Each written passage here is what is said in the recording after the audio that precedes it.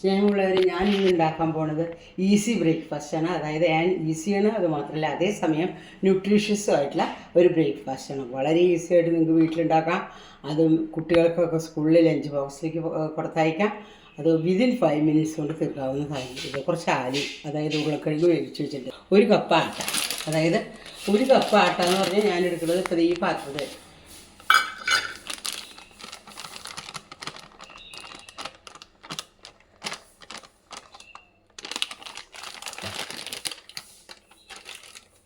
1 cup ഗോതമ്പ് പൊടി എടുത്തു കേട്ടോ.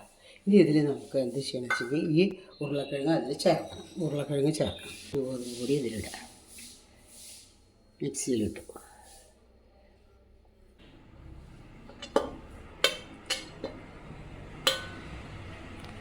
ആവശ്യത്തിന് ഉപ്പ് ചേർക്കണം കേട്ടോ. ഉപ്പ് ചേർത്തിട്ട് വെള്ളം ഒഴിച്ചിട്ട് അരയ്ക്കുക. ഉപ്പ് ചേർത്ത് വെള്ളം ഒഴിക്കുക. വെള്ളം ഒഴിച്ചത് അരയ്ക്കണം. ചെറിയ പാത്രത്തിൽ ഒരു കട്ടോരിയാണ് എടുത്തത്. ആ കട്ടോരി വേണം. ഇത്ര വെള്ളം ഇതിൽ ഒഴിച്ചു കേട്ടോ. ഇനി നമുക്ക് ഈസി ആയിട്ട് ഇത് അരയ്ക്കാം. മാവ് പോലെ കേട്ടോ. ഇതിലൊഴിച്ചു. നല്ല ദോശമാവിൻ്റെ ഭാഗമായിട്ടാണ് ഉള്ളി അരിഞ്ഞ് വെച്ചിരിക്കുന്നത്. ഉള്ളി നിങ്ങൾക്ക് ഇഷ്ടമുള്ള അത്ര ഉള്ളി, ഇഞ്ചി ഇട്ടു, പച്ചമുളക് അരിഞ്ഞ് വെച്ചിരിക്കുന്നത് കേട്ടോ. ഇട്ടു, കുറച്ചിട്ടു. ഇനി ഇളക്കാം. നല്ല പോലെ ഇളക്കാം. അത് നിങ്ങളുടെ ഇഷ്ടം പോലെ ഇടാം. ഇഞ്ചി പച്ചമുളകൊക്കെ എത്ര വേണമെച്ചെങ്കിൽ അത് ഒരു ലേശം മഞ്ഞൾപ്പൊടി ഇടാം. മഞ്ഞൾപ്പൊടി ഇടുന്നത് ഭംഗിക്ക് വേണ്ടിയിട്ടാണ്. ഒരു തരി മഞ്ഞൾപ്പൊടി, മഞ്ഞ നിറം വേണത്തിന് വേണ്ടിയിട്ടാണ് മഞ്ഞൾപ്പൊടി.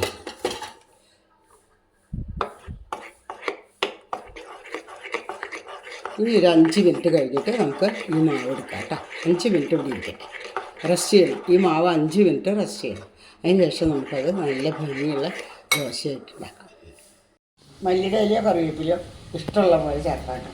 ഞാനിതിൽ കറിവേപ്പിലയാണ് അരിഞ്ഞിട്ടാൽ കൂടുതൽ നല്ലത്.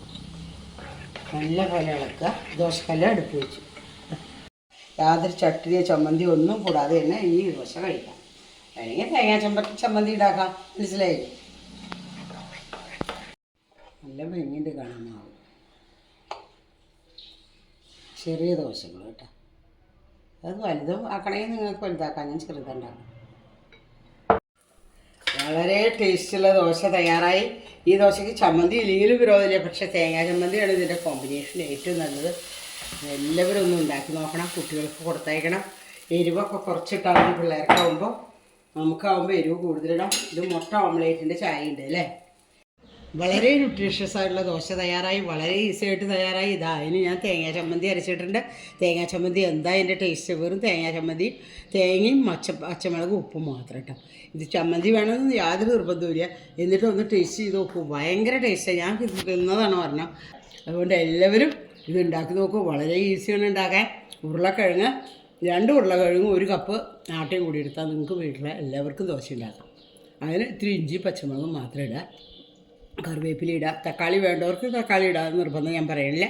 അത് കഴിഞ്ഞ് ദോശ ഉണ്ടാക്കി ചമ്മന്തി വേണമെങ്കിൽ അരയ്ക്കാം. ചമ്മന്തി നിർബന്ധമില്ല കേട്ടോ. അത് നോക്കും. എല്ലാവർക്കും ഭയങ്കര ഇഷ്ടമാവും ഈ ദോശ. അത് മാത്രമല്ല ഇത് വളരെ ന്യൂട്രീഷ്യസ് ആണ്, ഹെൽത്തിയാണ്. കുട്ടികൾക്കൊക്കെ വളരെ ഇഷ്ടപ്പെടും. അതിൽ കാർബോഹൈഡ്രേറ്റ് ഉണ്ട്, ആട്ടയുണ്ട്, പിന്നെ അതുപോലെ പല വൈറ്റമിൻസും ഉണ്ട്. എല്ലാ വെജിറ്റബിൾസും ഇടാൻ വേണമെങ്കിൽ എന്നിട്ട് ഉണ്ടാക്കി കൊടുക്കാം. അതുകൊണ്ട് എല്ലാവരും ഈ വീഡിയോ ഇഷ്ടമാവുകയാണെങ്കിൽ ലൈക്ക് ചെയ്യോ, ഷെയർ ചെയ്യോ, സബ്സ്ക്രൈബ് ചെയ്യോ എന്ന് നിങ്ങളുടെ സ്വന്തം സുലോചന ടീച്ചർ.